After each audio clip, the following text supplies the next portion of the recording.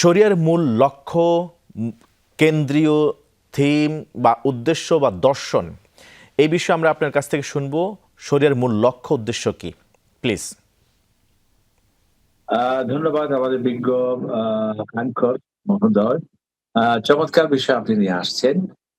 অবশ্য আমাদের সময় খুবই কম, আমাদের শিরোনাম অনেক বড়। তার মানে হচ্ছে আমাদের কিছু ইন্ডিকেশন, মেসেজ বা বার্তা দেয়া। সূচনা বক্তব্যে আপনি চমৎকার বলেছেন, ইসলাম গতানুগতিক কোনো ধর্ম নয়। শুধুমাত্র আহ আসমানের উপরের কথা থাকবে এবং মৃত্যুর পর জমিনের নিচের কথা থাকবে, এখানে শেষ, সেই ধর্ম ইসলাম নয়।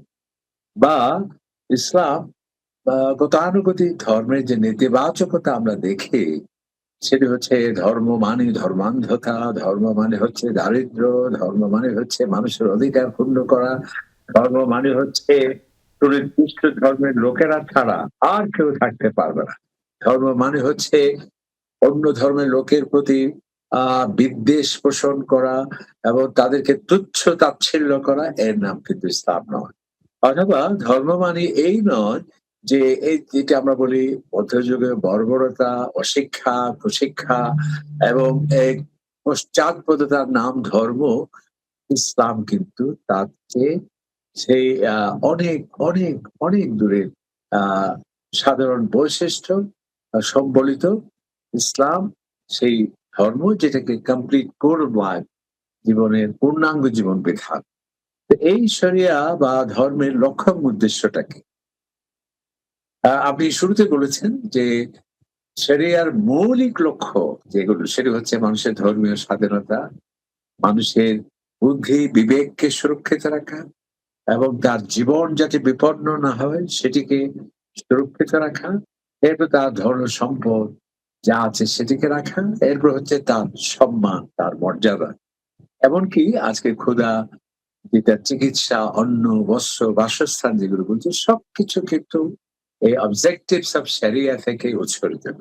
এমনকি আজকে যে আধুনিক যুগে এই যে কল্যাণকর রাষ্ট্রের যে লক্ষ্য এবং উদ্দেশ্য, এমনকি আধুনিক বিশ্বের যে সমস্ত আমরা বৈশ্বিক পর্ষদ যেগুলো দেখি, সেগুলো জাতিসংঘ বলেন, নিরাপত্তা পরিষদ বলেন, এবং আরো বড় ধরনের যেগুলো জোট, যেগুলো আমরা বলি, সেটি প্রতিরক্ষা জোট হোক, অর্থনৈতিক জোট হোক, সবগুলো কিন্তু অবজেক্টিভস আপনি যদি গভীরভাবে পর্যালোচনা করেন, অনুসন্ধান করেন, দেখবেন এই শরিয়া অবজেক্টিভস অফ ইসলামিক শরিয়া থেকে সবকিছু উৎসরিত।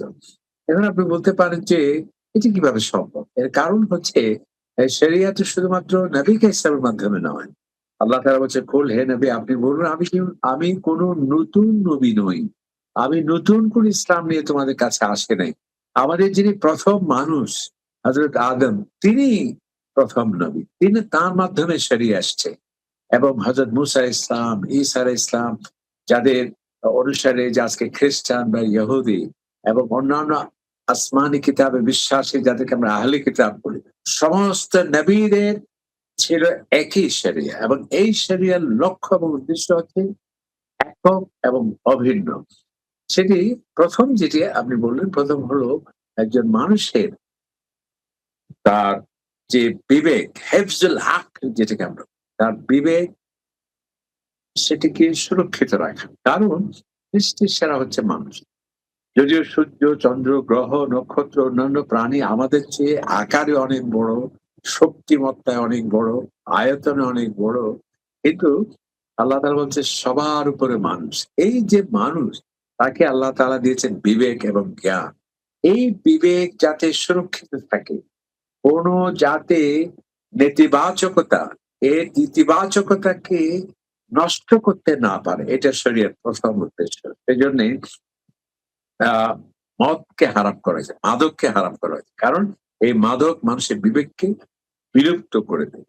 এবং এই যে অশ্লীল সাহিত্য বা এমন সব উপাদান যা আমার সুস্থ বিবেক বিকাশের ক্ষেত্রে বাধা, সেটিকে সুরক্ষিত রাখা, প্রোটেকশন দেয়া, সেটি হচ্ছে শরিয়ার অন্যতম উদ্দেশ্য। এবং এই বিবেকে এই জ্ঞান, এটি যাতে জ্ঞান দ্বারা আলোকিত হয়, এই জন্য কোরআনের প্রথম আয়াতটি হচ্ছে ইকরা, তোমাকে পড়তে হবে, তোমাকে জানতে হবে। কারণ হিফজুল আকলের অন্যতম একটা চাহিদা এটিকে সুরক্ষিত রাখা যেমন, এবং এটিকে কার্যকর করা এবং এটিকে বিকশিত করার জন্য যে জ্ঞান, বিজ্ঞান, সেটিকে ইসলাম সেজন্য সবচেয়ে উদ্বুদ্ধ এবং উৎসাহিত করেছে। আল্লাহ তাআলা যে জানে না কখনো সমান হতে পারবে। আরেকটি লক্ষ্য এবং উদ্দেশ্য যদি সময় কম, সেটি হচ্ছে মানুষের ধর্মীয় স্বাধীনতা। ধর্মীয় জি। স্বাধীনতা অর্থাৎ একজন মানুষ তার যে faith, তার যে ধর্মীয় বিশ্বাস, এটিকে সুরক্ষিত রাখা, এটি হচ্ছে ইসলামের এবং শরিয়ার অন্যতম লক্ষ্য এবং উদ্দেশ্য, এবং যিনি সমস্ত রাষ্ট্রে, সমস্ত বৈশ্বিক পর্ষদের এটি হচ্ছে এখন মূল প্রতিপত্তশা, যেটি আমাদের এই ইসলাম থেকে সেটি দেয়।